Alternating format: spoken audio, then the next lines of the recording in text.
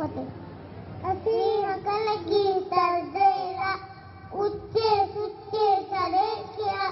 ਖੰਡੇਰਾ ਅਸੀਂ ਅੰਮ੍ਰਿਤ ਫਤਿਹ ਜਿਸਦਾ ਅੰਤ ਲਗਾਈ ਰੱਖੇ ਕੜਾ ਕਸ਼ਹਿਰਾ ਦੇ ਕਿਰਪਾ ਡੋਕੇ ਸਿੱਖੀ ਦੀਆਂ ਸਾਥ ਗੰਗਾ ਰੱਖੇ ਸਾਮਿਤ ਕਾ ਕਰੀਏ ਕੇਸਾਂ ਦਾ ਦਸਕਾ ਬਾਣੀ ਵਿੱਚ ਧਿਆਨ ਲਗਾਈ ਵਾਹਿਗੁਰੂ ਮੁੱਕੋ ਗਾਈ ਅੰਮ੍ਰਿਤ ਵੇਲੇ ਉੱਠ ਕੇ ਤੜ ਜਪਜੀ ਦਾ ਬਸੋਈਏ ਪੜ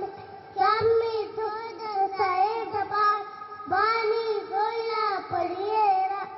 ਸਾਡਾ